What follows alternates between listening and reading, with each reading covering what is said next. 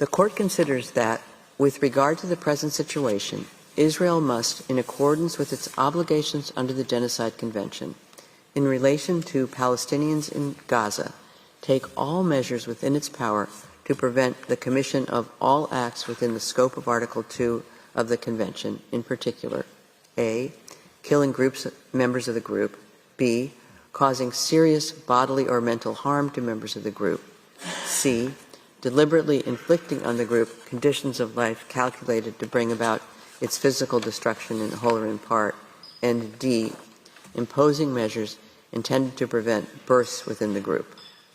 The Court recalls that these acts fall within the scope of Article 2 of the Convention when they are committed with the intent to destroy in whole or in part the group as such.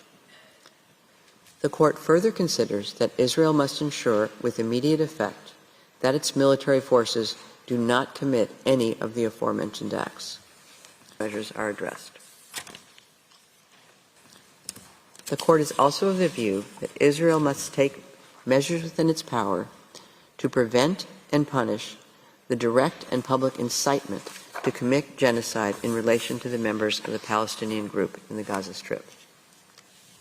Themselves. It leaves unaffected the right of the governments of the Republic of South Africa.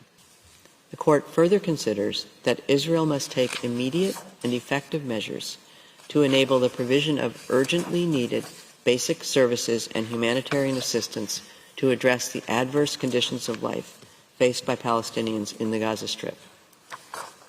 Israel must also take effective measures to prevent the destruction and ensure the preservation of evidence related to allegations of acts within the scope of Article 2 and Article 3 of the Genocide Convention against members of the Palestinian group in the Gaza Strip.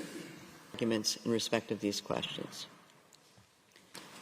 Regarding the provisional measure requested by South Africa that Israel must submit a report to the Court on all measures taken to give effect to the order, the Court recalls that it has the power, reflected in Article 78 of the Rules of Court, to request the parties to provide information on any matter connected with the implementation of any provisional measures it has indicated.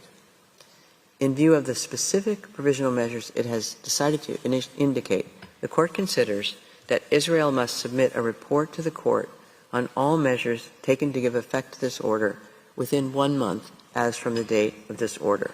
Iwasawa, Nolte, Charlesworth, Branch, Judge Ad hoc Moseneke. Against, Judge Sebatin. The order then states that the Court deems it necessary to emphasize that all parties to the conflict in the Gaza Strip are bound by international humanitarian law.